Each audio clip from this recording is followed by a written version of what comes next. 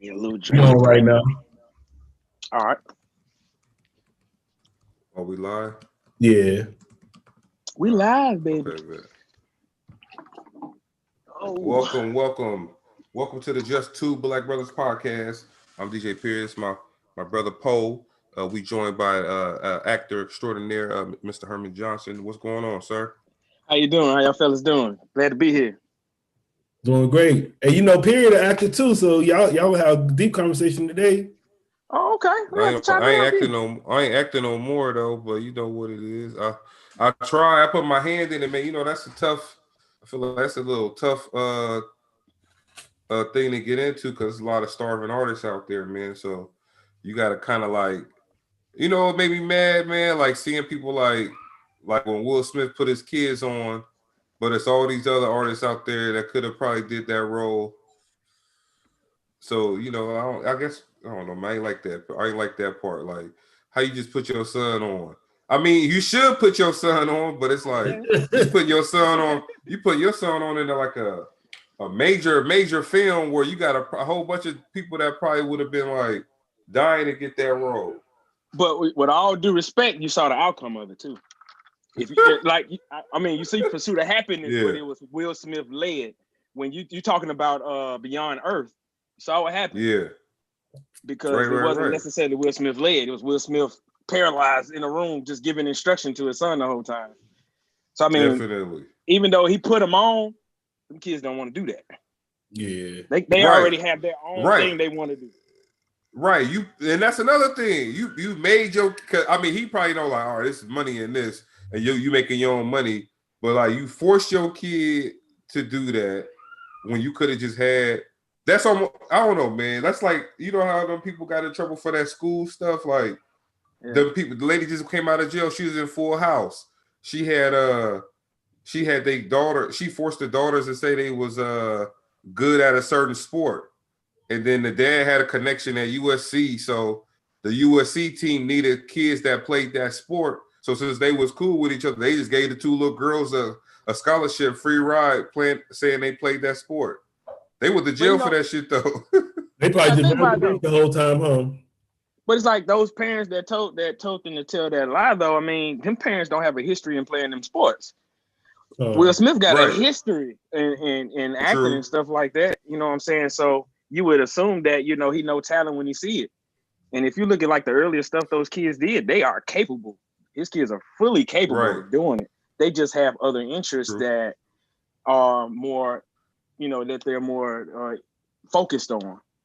Acting isn't what they're focused on. Like, they're very talented. Willow is extremely talented writer and musician. And doggone Jaden, like, I think he just went a level up 2 years ago. Like, he musically, he's a level up. He leveled up now. So they talented. So what made you want to get into acting? Man, really, I got into acting when I was in the 5th grade, man. I auditioned for this production company called Missoula Theater Group. It was out of Missoula, Montana. What they do is they would travel to different states and put productions together.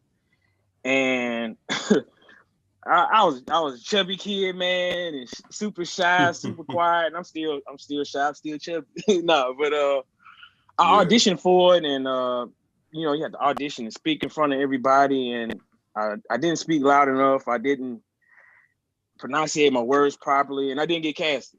But our school still went to go see the show. And when I saw that show, I was just like, man, I want to know what that feel like. So the next year they came back, and I was the loudest joker in there and got casted. And when I realized that's just the prerequisite to being noticed in theater is volume and pronunciation. Yeah. Especially for a child. I really developed a stronger interest in it and wanted to do more. When I got to like middle school and high school, I was just focused on trying to play sports and meet girls. You know what I'm saying? Yeah, but, that's how it is. Yeah. But right after high school, I got right back into it. Hey, but where you from? I'm originally from Chicago, but I've been in Mississippi most of my life. What part of Mississippi from? Columbus. I went to Columbus High School, went to Lee Middle. Yeah, but you better state your hood, man. What you doing? Hey man, hey, what they call it? That's why I'm messing with him. Ask me where I'm from, city where everybody COLUM bus if I must. Yo, man, you got my wife just got through watching P Valley, so she thinks she Mississippi and shit. That don't make you Mississippi. hey, don't let them folks be Yo, that shit had me crying. Yo, she came in the room the other day. She said M-I cricket letter I. I'm like, man, that goddamn show that messed you up, man. Nah, they ain't Mississippi, man. I mean, I get it. It's a cool project, cool concept and everything, but that doesn't represent. Oh boy, gay in real life, but you could tell watching that shit, he done that before. Hey, they got some talented actors in there. Yeah, for sure. Yeah. Hey, but what's Mississippi then to you? What's Mississippi to me? Mm-hmm. Mississippi, confusing weather, closed-mindedness to a certain degree. No, you gotta explain that one real quick. Closed-mindedness to a certain degree is just like, man, it's hard to walk to the beat of your own drum here in a certain type of way. And when you do they that, still stuck in the past. Yeah, to a certain degree. Yeah. I think they take baby steps. They're taking baby steps, but it's just all a process. It's all a process. It's all a part of growth. I mean, you gotta think about it. They just recently they had statues torn down last year. So I mean, it's a whole process, and as long as it's moving in the right direction, that's cool. That's cool. I felt like that in Montgomery, Alabama. I always tell people that. I said, damn, man, they felt like coming from New York City too and California going down there. I said, don't these niggas know it's 2019? Hey, because it's funny you I'm like, dang.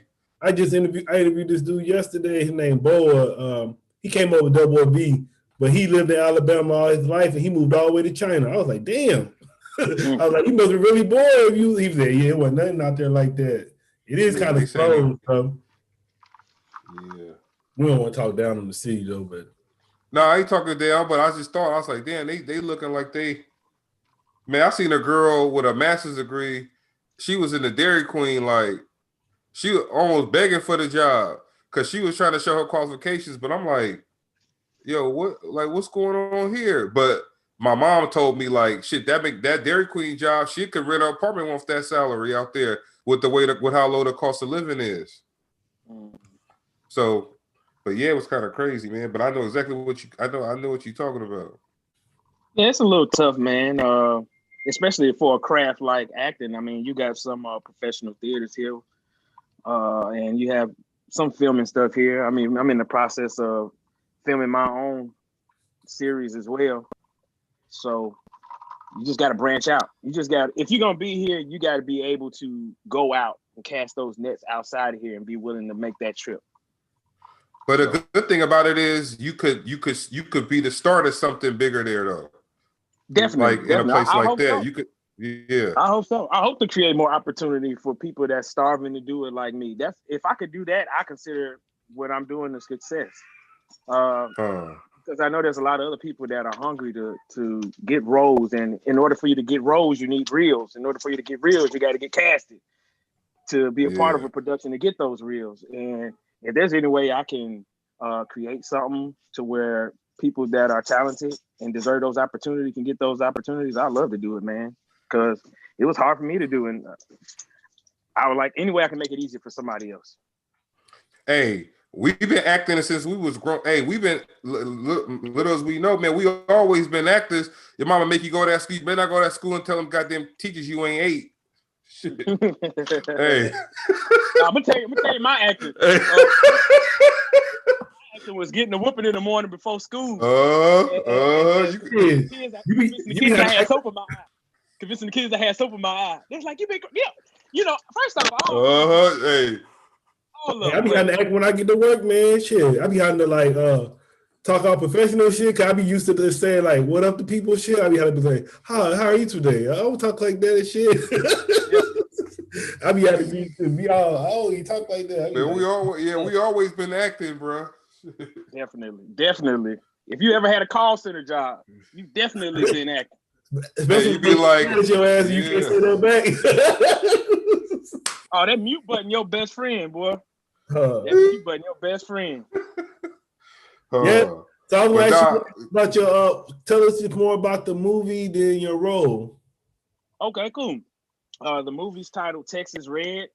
It's based on a true story about two outlaws from a mob of white guys out of Mississippi. It's directed by Travis Mills. My role that I played, I'm co-starring as the Oklahoma Kid beside Grammy-nominated blues singer Cedric Burnside. He's actually playing Texas Red. It's fast-paced. It's a lot of movement. You feel pretty much every emotion in there in the film. You get excitement. You feel the chasing, the shooting. I mean, you get a plethora of different emotions when you're watching this movie, and I can't wait for people to see it because I think it's a really cool story. And one thing that's exciting me most about it is the fact that when you hear stories that are being told, especially through film, about things that went on down south, it's always us in shackles, or it's always us being whipped. This movie, we shooting back. You know what I'm saying? You know? I think that's really cool. I thought that was really, really cool and a cool story to tell. Anything you had to do special to prepare for the role? I'll tell you this. Even though the story of Texas Red and Oklahoma Kid is a Mississippi-based story, it's like in the 60s, something around that area. James Cagney actually did movies called Oklahoma Kid. He played the character of Oklahoma Kid. So I know that when I went into the audition for it, that I had to have James Cagney monologue prepared, along with the being familiar with the slides that we had to read for the audition. So I watched a good bit of James Cagney getting prepared for the role, but also to get that the proper temperament for my character outside of studying James Cagney, I watched films like, Rosewood, and I watched Tombstone. Even though there's like no brothers in Tombstone, it still that's a good movie though. Yeah. Oh man, awesome movie. That's one of my favorite westerns. Yeah. Like I saw somebody post something online the other day. They was like, "Man, Doc Holliday, the coolest sick dude I ever seen before in my life. Like he was on the verge of death the whole movie, but still the coldest cat in the whole movie." That's probably Val Kilmer's best role. Yeah, and they probably based Red Dead Redemption off of him. If you ever played the new one. I played the new one. Oh yeah. Yeah.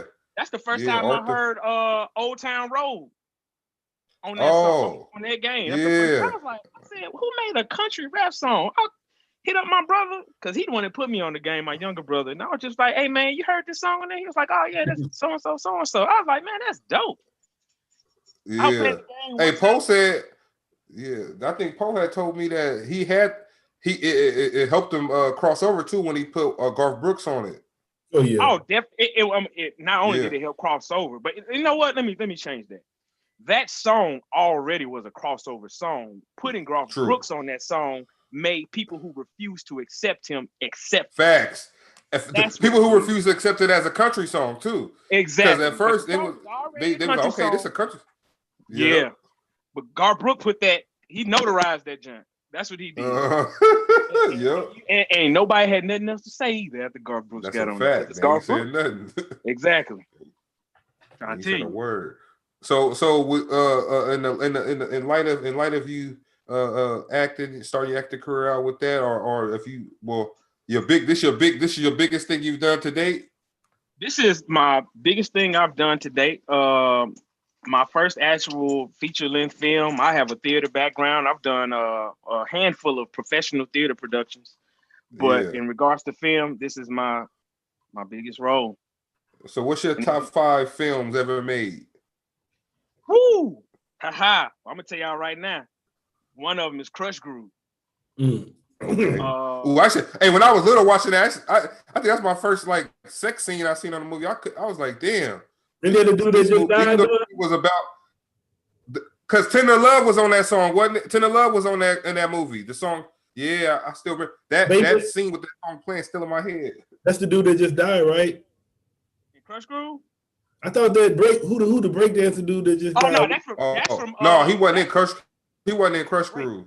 No. Crush Groove is almost like it was a movie kind of telling the story of how Def Jam was created.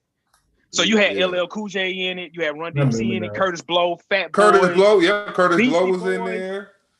Sheila E. All them cats was in there. I was a young boy.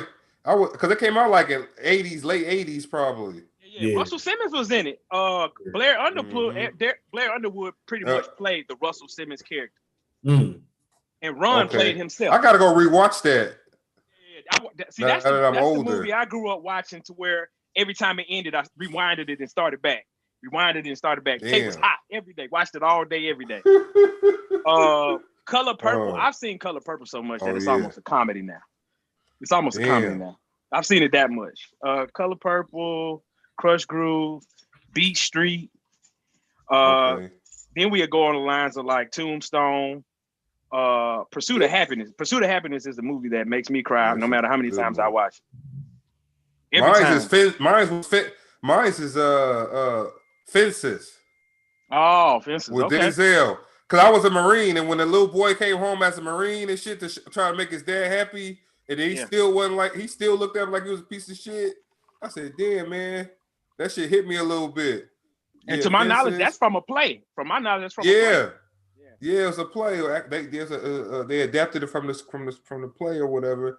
Man, I was in a few things too, man. I was doing well in California, man. I was in a lot of plays. I moved to New York, man. There's so many people trying to get on here that you gotta like get in the line and shit. So I was like, man, I got kids to take care of.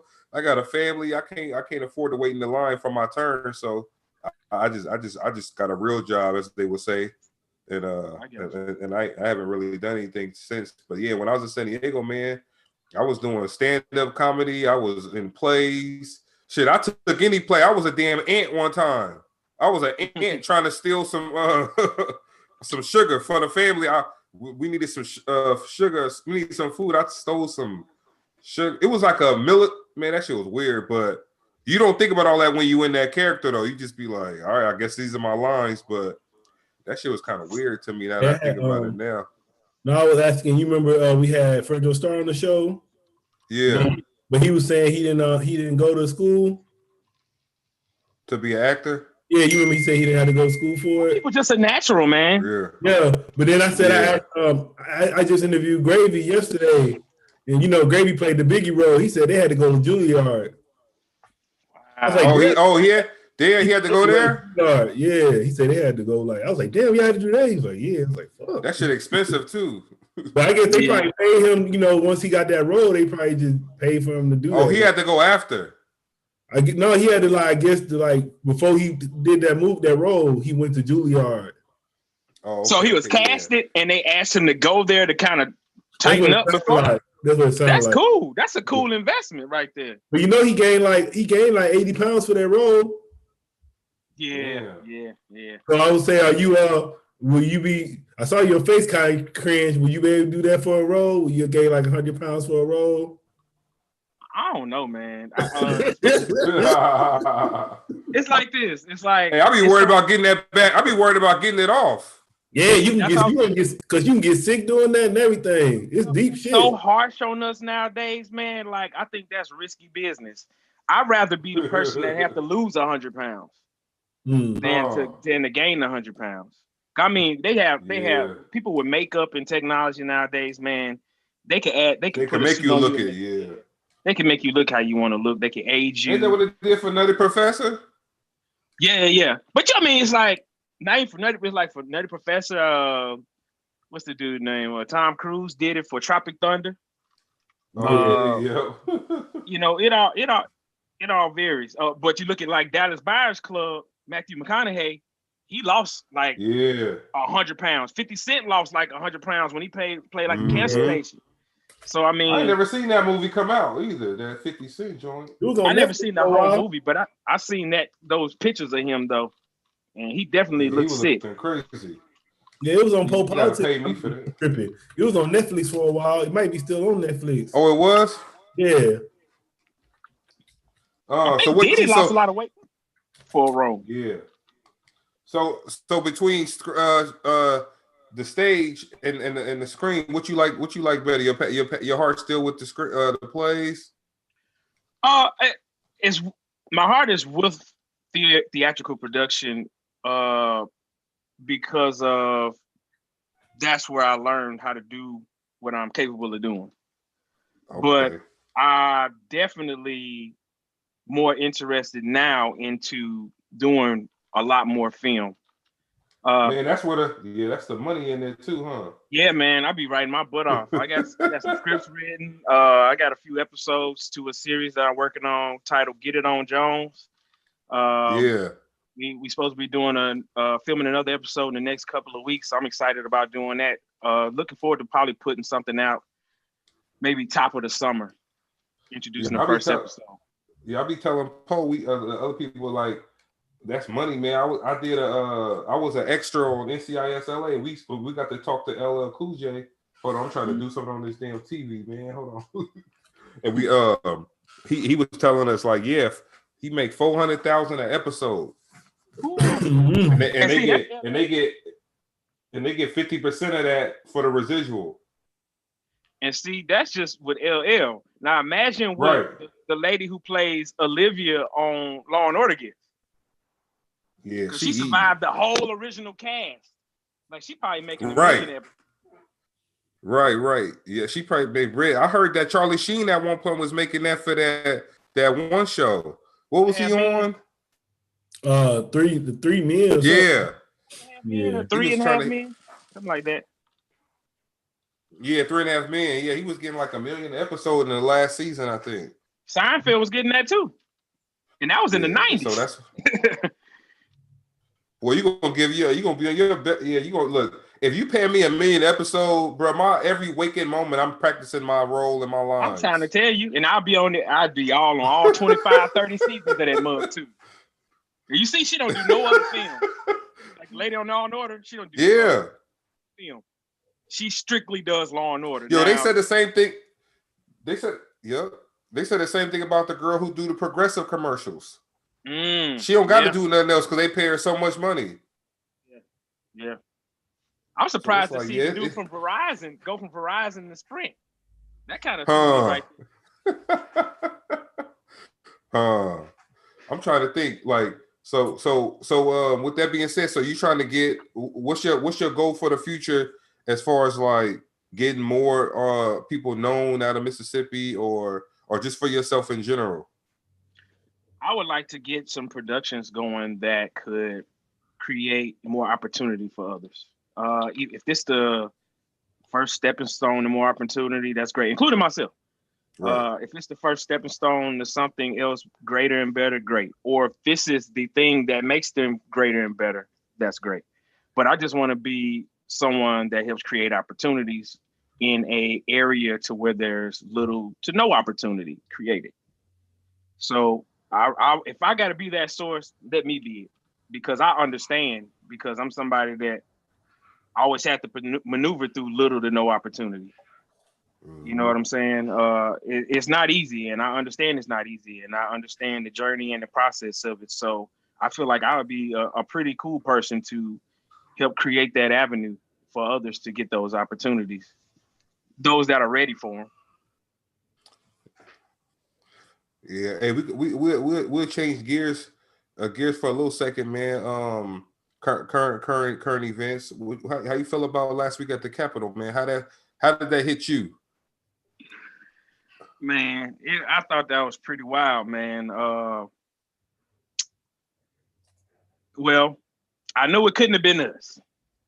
That's number one. It could not have been us. It could not have been us. And I was really, I'm gonna tell you what threw me more out of the whole thing. Me seeing those people in an outrage from not getting their way, not shocking to me. Me seeing those people being fake oppressed, not shocking to me. The most shocking part to me was seeing that black security guard following every measure but drawing his weapon when the mob is coming out. Hey, time out. Like, hold on. Yeah, then he ran up a couple flight steps. No. They say he sent them to the wrong place, so they went. Yeah, that's right. That's right. I later did find it out. He was guiding them to another place, so that was smooth of him, though. He was quick on his feet with that. But at the same time,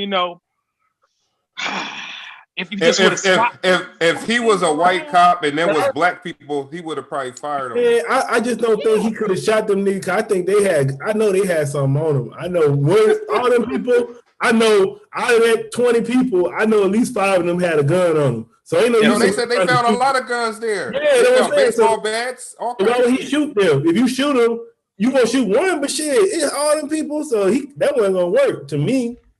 Yeah, man. Yo, it was just hard seeing it. Like it's shit that we already went through. We know about that, but it was just like, damn, to see that on, and it's not your people, and to see how they were so lax with it. They knew about that mob like a week or two beforehand. Oh yeah, inside job. They said, oh yeah, we didn't know that it would get this big. Like, come on, man. The dude came out and said he was like he had to resign. They put the black lady in charge of the Capitol now, so some shit jump off this time. Shit, it's on her, but I would say you see how they trying to say it was some black dude behind it. Yeah, but he don't look black. He said he ain't taking blame for that. He said, man, I ain't taking blame for that. I like a lot of people probably would want to be the person that was in charge of that, but he like, man, y'all can't put that on me. Ain't no way. You can't turn that. You can't turn that to no shit, man. Ain't no event planned by no black man finna get that goddamn rowdy like that. Where if y'all would have known beforehand who was in charge of that, and if y'all had known it was a black man, y'all would have had the same 10,000 guards y'all had for BLM.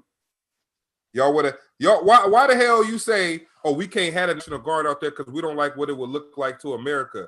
But y'all had the same National Guard out there when Black Lives Matter was protesting in front of the Capitol. It's right up the alley, though. that part is right up the alley, though. Hey, look, I think, Poe, you told me that. You said that they said some people, these people that was out there protesting, now they understand why their grandparents wore hoods. Oh, no, I didn't say that. These motherfuckers losing their job. They losing their job. That's probably why. When I first saw that video, I was just like, I know some folks better be losing their jobs and businesses off this because you can see clear images of so many people, clear-cut images. Did y'all see the lady who said she got tased, but had onion that she put on her face and made herself cry and made her herself eyes water? Yeah. I was like, man. But that's what they said. They said KKK wore hoods for that reason. Shit. You don't know who was under them goddamn hoods. Right. That shit could have been the sheriff.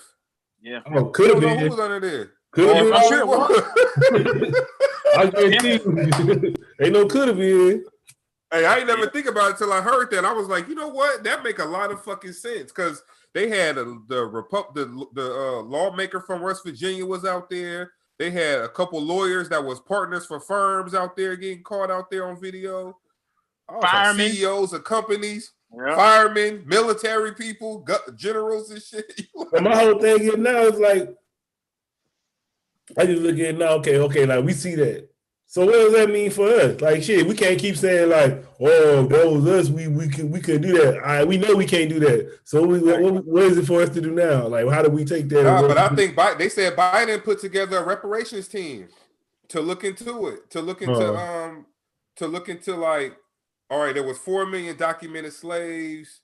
What was the impact on the black people today?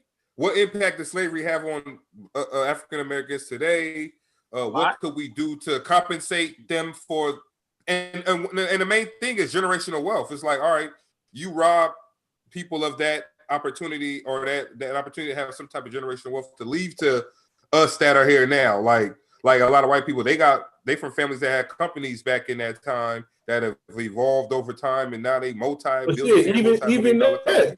Like you could just say the main thing. You had a lot of people. I know all y'all had uncles and granddaddies in the army. They couldn't get no home when they got out. They couldn't get no home, so they couldn't even pass no home down to their family. So just that is shit. Just start right there first. It was hella military, black military. They didn't let people use their VA loans when they got out of Vietnam. Yeah.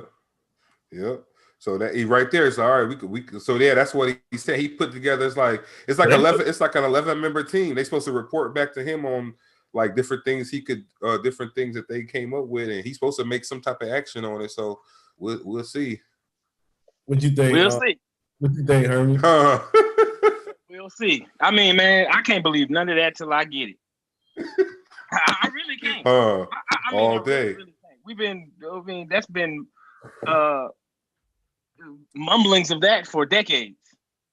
True. So I mean, I can't believe any of it until I actually see it. And I mean, and they're gonna have to adjust it to where it meets the criteria for today's financial situation. It can't be it. Correct. Them 40 acres and a mule is now 10 mules, a ranch, 100 acres, and $500,000 or $1 million or $2 million.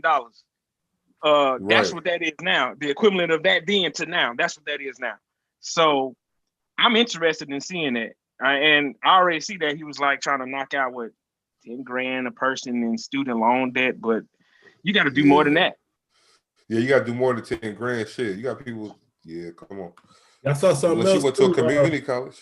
Yeah, I saw something like it was actually on the Apple News. I'll be looking at the news on there, but it was something like Queen Elizabeth, she did a speech in England for Christmas. So then it's this other company in England, like this television show station. They always have like a guest doing the Christmas speech. So this time what they did, they wanted to show the importance of CGI. So they had it look just like Queen Elizabeth doing the speech again, but at the very end, they showed you like she started dancing, so you knew it wasn't her. Then they showed you how that shit was like somebody else, and they just had all that shit generated like a green screen, all that shit. So they was trying to tell you like you got to be careful what you even see because that might be computer generated media and shit.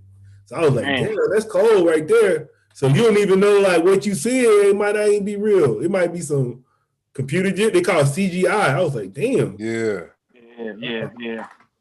That was their whole. So that I guess that company for Christmas they wanted to like just tell the Britain people to watch out for that and don't fall for like everything they see on TV all the time or even social media because it's easier to do it on social media. Yeah, because I mean they can just doctor it up and then make it available online. They're already doing it. You don't see that shit they doing? Where they put like Snoop face on Rambo and all that shit? Yeah. That's that shit. That shit. Download to do that. Yeah. That's just the smaller the beta edition of that stuff too.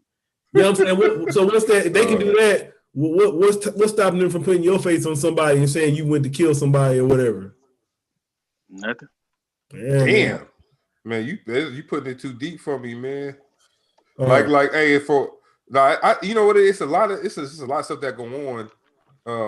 And I was just interviewing a lady for work, man, and she like if you're interviewing somebody for work and you tell them, she told me that I saw that she had did something like $250,000 in different increments of like 10,000. So I'm like, yo, what was this? She was like, well, one day I was sitting in my car crying because I just got into an argument with my husband. I'm like, okay, so what happened? She's like, some lady just walked up to my car and she said, ma'am, I can tell by the power of the higher being that you having issues with your husband right now and you got a daughter who causes you problems too. And the lady said she was so surprised that the lady said that after 3 months, so the lady turned out to be some kind of weird psychic lady that do Santeria or voodoo type shit or whatever.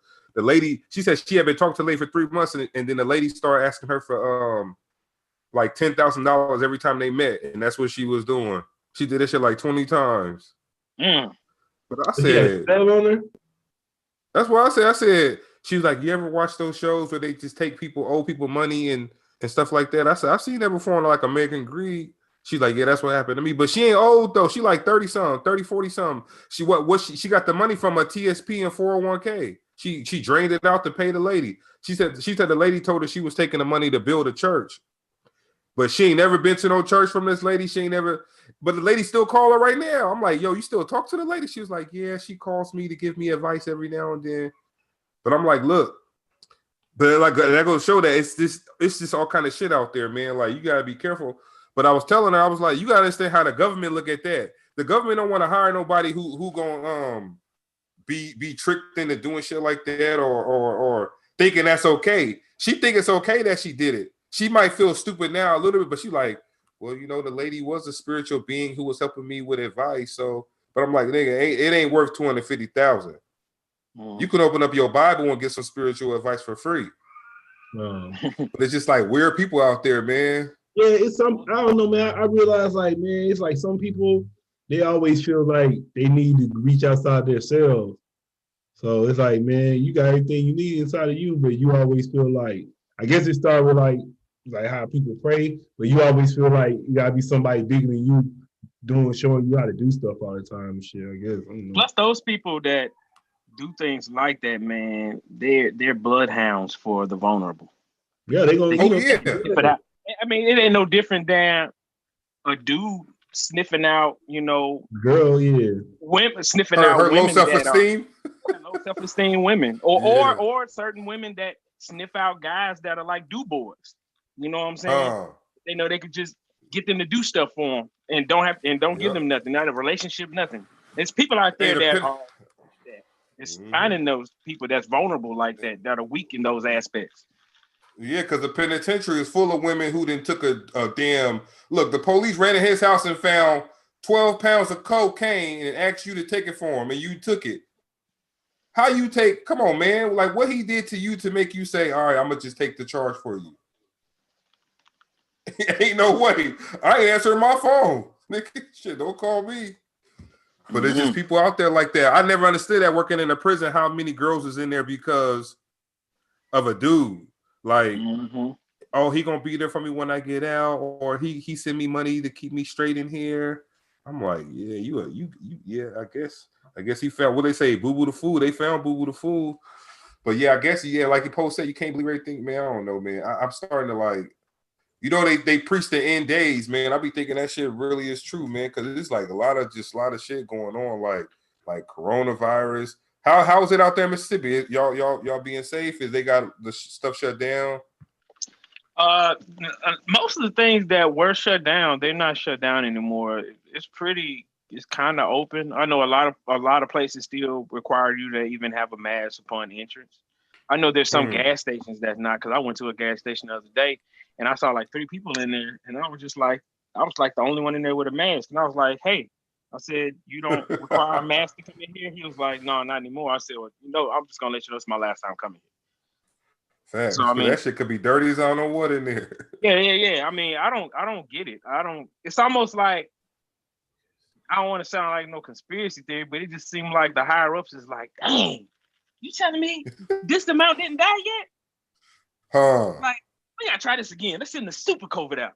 Let's take this super COVID. It's another one. Yeah, we got I just read one yesterday. They got out there. It's another one in China. It starts with an N. It's like NIPAH. They say this one got a 75% death rate. Well, it say 40 to 75% death rate, and it comes from bats as well. And all of these scientists are trying their hardest to stop that from coming over here. But I'm like, next thing you know, we're gonna hear some shit say they found one case in California and one case in New York. But you know what's funny, man? I got a 1-year-old. He don't ever wear a mask. And we go everywhere. We go all over the place. He never wear a mask because he won't keep a mask on. He took a COVID test yesterday. He was negative. Oh, they say the kids protected from that shit. Oh, they can't get it? Somebody was telling me that shit like on a spiritual level. That's why the kids ain't getting it. They're trying to watch away this evil shit. So that's why they were saying kids don't get it. Like the kids protected. I heard some cases where some kids did get it. Little kids? I'm sure, like, yeah. I heard of it like a 2 or 3-year-old getting it.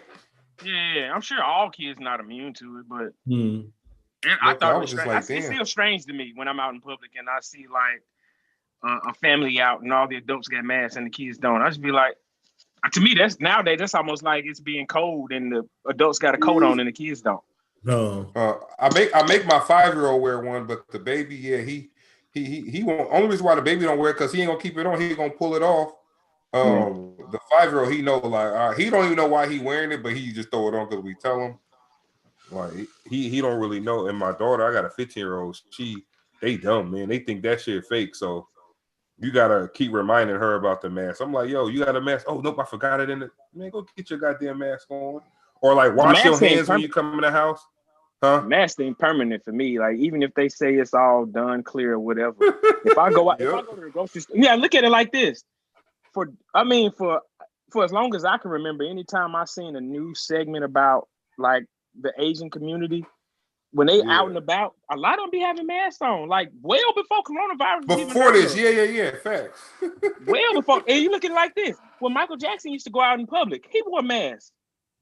Huh? I look at those old masks. Yeah, so I'm just like, you know, it's just before we would have got. Now we talking about what would have happened to us, man. We got shot the fuck up. We would have been walking around. Oh yeah, definitely.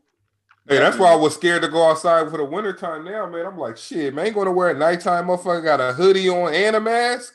Yeah. And he could, man, shit. I popped that hoodie out as soon as I crossed the threshold. Yeah, because you like, man, they like, all right, take care of him now. He I got dreads too. Wrong. I got dreads too. Oh yeah, you got problems. Yeah. So when the movie is the movie out? Or because you said y'all sold out the 2 premieres? When it dropped? Well, the movie's gonna come out on Amazon Prime. We haven't have a final. What'd you say? No, I said okay. I know I can watch it for sure. I got Amazon Prime. Yeah. I believe the month is supposed to be March for where it's released. I know we have our first premiere on February 5th and the second one on February 6th. Those 2 premieres sold out in less than 24 hours. They have a third premiere that they're doing on February the 12th, which I sent Poe the link and he said he was going to put it up. That way, whoever is close by who wants to check out Texas Red to come check out the premiere before this third one sell out as well. Can we buy a ticket to support you, even if we don't go? Yeah, you could do this. You could buy a ticket to support it, and if you got a friend or something down here, just tell them to use your ticket. I mean, shoot, I even know people that could use an extra ticket. So I mean, the tickets are just $20 general admission. I'm gonna buy a ticket I'm gonna buy 2 tickets for somebody. Where you at? Sweet. I'm in Jackson, Mississippi. Okay. And the movie's going to be premiering in Pearl at Tinseltown, the movie theater. Hey, these tickets are going to be brought to them in part by the Just Two Black Brothers podcast. Any way you can let them know that before you give it to them? I sure will. Yeah, for sure. Nah, just some publicity for the podcast. Tell me follow us or something. Tell me they got all our Instagram, all that shit. Yeah. Hey, for real, for sure. I was just looking. We got you. I was looking, Herman. You remember back in the day in Columbus when they had all them that somebody was killing serial killer, killing old people. Yeah, they're killing old people. Yep. I was reading they found them. Really? Yeah, they found them like a couple years ago. Say 2017. Wow. What was he doing? Man, he killed like 5 old people, man. We were scared as fuck in the city. We know who it was like in the late 90s. Old people do. He was targeting old people. Yeah, 5 of them got killed. Mm-hmm. Yep. Scared as fuck out there. We didn't know what was going on. But someone just told me to Google that shit and it just came up there. They found them.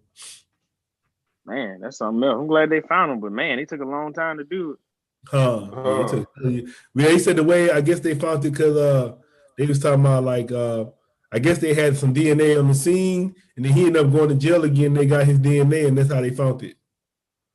Dang. So he was that's wild. Trouble. He wouldn't. You never knew, probably. Yeah. He probably old now too, huh? Oh yeah, he was 72 years old.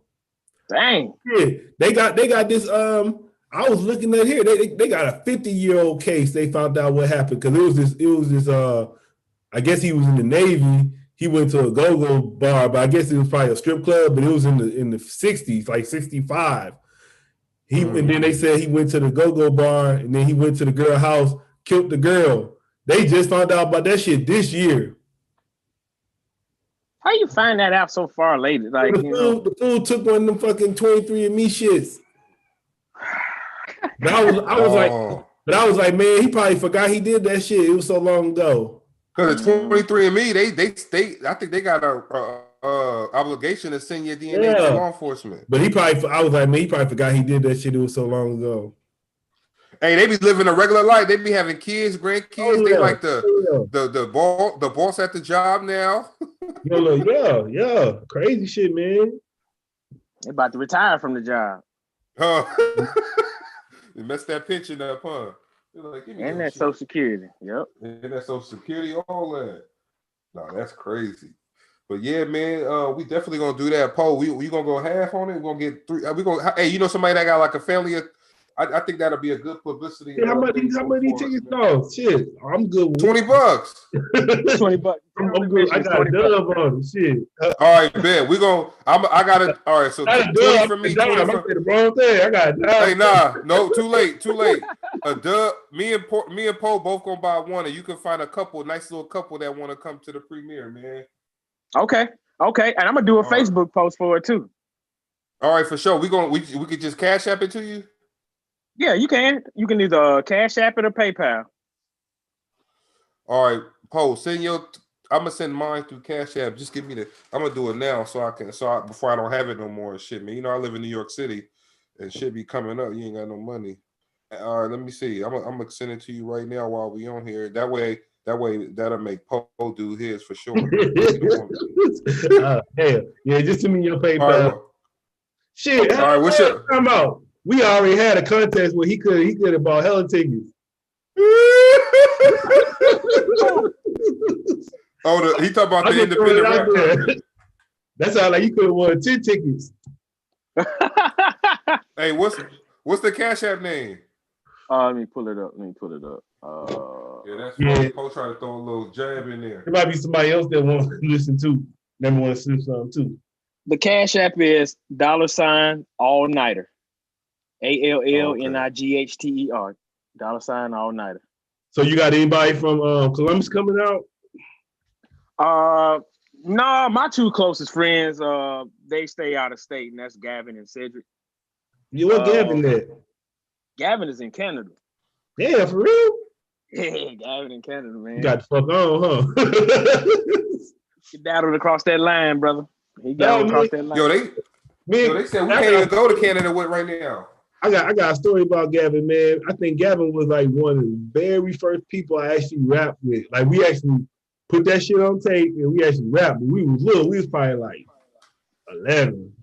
Yeah. Well, we were little niggas, but we put that. I had like a cassette tape. He came over and spent the night one night and we were recording some shit. That shit was cool. Yeah, man. Gavin could freestyle his butt off, man. He really could. He had a way with those words and just pulling. Used to be the mad scientist, now he's 712 now. Yeah, 712. And Cedric Hinton, he stays in Cali now. So I sent it, I invited people, just anybody that I knew that would probably be interested. But hey, like I said, those first 2 days sold out so fast, man. Hopefully this one's he's in San Francisco. Oakland, my bad. Oakland, yep. He hella far from me then. Yeah, that shit like, how far is Oakland from San Diego? Yeah, it'll be like 8-9 hours. Yeah, that's a trip. But yeah, I remember them though. It was cool.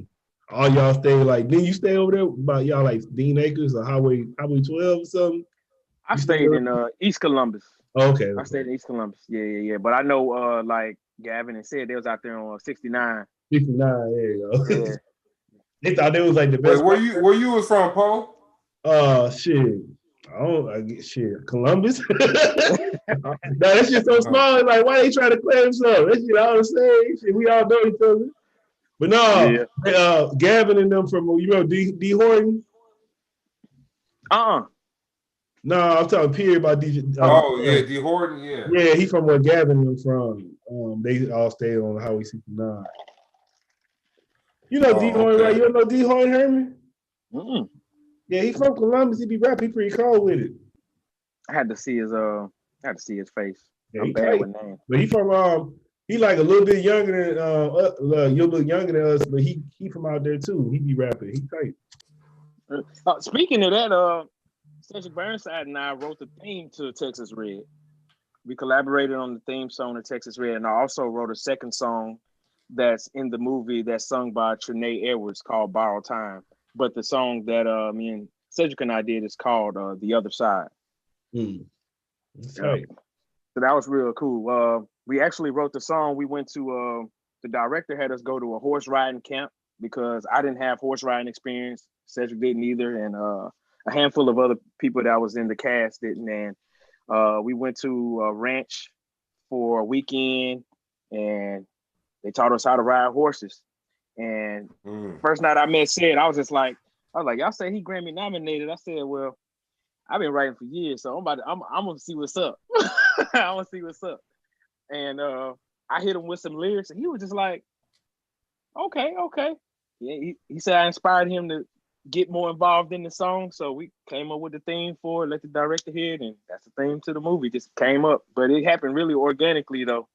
Same day we met, we wrote the song. Hey, did you say all nighter or all nighters? No, it'll come up when you. Are you doing it on Cash App or the PayPal? The Cash App. Oh yeah, that's gonna pop up. Is what an S though? With his name. Oh, okay. I didn't put an S on it. It just came up. All right. Yeah, I'm sending that 10 in a little bit. He's still trying to say 10. That fool rich too. Shit. I guess that's how he stay rich though. Rich in spirit. That's how he stay. Huh? I said I'm rich in spirit. That's how I start. That's how I start, brother. Yep. No, Herman, my homie though. I've been knowing him for a while. See, I don't know when I met you, but I know I've been knowing you for a while. Sometimes you don't remember how people come in your life, you just know them. Yeah. That's true. I know. Yeah, I just remember you from my sister. Brittany. Yeah, so that was probably like I think it was like in high school already though. It was in high school. I think she was a grade behind me. Yeah. Brittany's grade behind me. Yep. She's always been cool. Yep. Yeah. All right. Oh, y'all. Oh, wait. So Poe, you like the big homie to him? I guess. Yeah, no. Because he's more your sister. But he's more your sister age. More your sister age. Yeah, my sister only 2 years younger than me. Oh, okay. Yeah, so it's like shit. We all around the same age. We all went to school together. That's what I said. I be trying to shit. We got a lot of talent out there, man. We got like shit. People we went to school with, they fucking district attorneys and shit and everything, man. Like they be out there getting it. You got people like the broadcasters, like they be, the news anchors and shit. Marcus Hunter did a segment on the movie. Who? Marcus Hunter. He did a segment on the movie. Okay. Yeah, that's the homie. Oh. Yep. He did a news segment on it. So he's gonna be on the movie? No, he's not in the movie. He did a news segment about yeah. Okay. Yep. And then what's her name? Brandy Cohen. She doing her thing acting wise. I want to work with her. I do want to work with her. She's super talented. Yeah, man. I've been talking to a lot of producers. They've been doing it straight to like they producers, but they put their stuff on the streaming sites. So it seems like it's a lot. Are you gonna try to do your own thing eventually? Like your own movie? Well, forget it on Jones. I've been kind of debating on what I wanted to do with that series. I call it a pilot series because what I'm doing is 5 short episodes and seeing how it's received. I know that some platforms like Quibi didn't survive, but the idea of doing shorter episodics is something that's constantly growing. But right now I'm leaning more towards building a website for it and then just charging like $5 to see the whole 5-part series. And you'll also get access to like I want to do a soundtrack for it as well. Just something like a EP more than a soundtrack. Oh no, man! You better look into that shit. Cause them dudes saying they get paid off that shit, so you might want to. It's gonna be a fee. It won't be free. I'll probably do the first episode free. No, I'm saying like they were saying they get a lot of money off the. Because I was asking them, I was like, why do you don't put your movies on BET or nothing like that? But they said they get paid more when it's like on the 2B, Amazon Prime. Oh, and what about on the video games too? They be saying they get paid for that. Yeah, they say they get paid a lot of money.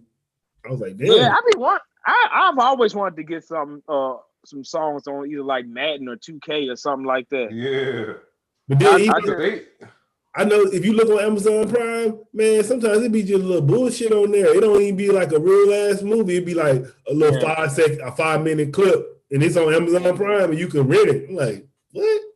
So they be having I'm just trying to find the best platform that will get this project the proper exposure and an opportunity to make some money. I want this project to pay for the next season of it, if it's liked. And if it's not liked, at least it'll pay for the next project. At the very least. At the very least. Right. Because I want people that's involved with it to continue to be inspired and to continue to want to be involved, whether it's this project continuing to grow or we begin something else. Because I have other scripts and I'm constantly writing. Hey, so we get a poster or something? Now the poster, the ticket with the poster is more than $10 or more than $20. I think it's $30 is the ticket and DVD. I think 40 is like the ticket, DVD, and poster, something like that. Yeah. I'm as long as you make the Facebook post of our good charity, I'm good, man. Poe want to be greedy and only give $10, man. He want a poster too. You want to give $10 and you want a poster, brother? Then you gonna want it autographed. I thought facts, man. Shit. I ain't think about the autograph. We might have to pay for the autograph, huh? No, man. No, man. All right. Yeah, man. I shot. Y'all say a prayer, man. My little boy, he got surgery in the morning. So we gotta go take care of that. Man, I hope that work out like 8:30 in the morning. Yeah, good looking. Yeah, we out though. All right, so we good, man. Y'all go look out for that film on Amazon, Texas Red. Yes, sir. And in the meantime, y'all make sure y'all get these last tickets from this third premiere, February 12th. Pearl, Mississippi. It's Texas town. And Texas Red sound. And we ain't talking about no stripper, because that do sound like a stripper name. Next to the stage, we got Texas Red, light-skinned red bone with a fat ass come out. Dancing on one of your songs. Yep. I want credit for that. Well, y'all want $10 tickets, credit. Hey, you ain't got no hoodie or no t-shirt or nothing? Shit. Face mask? Shit. Hey, I need everything. Hey, I'm gonna holler if somebody get a face mask and put Texas Red on it, man. Get about that. All right, we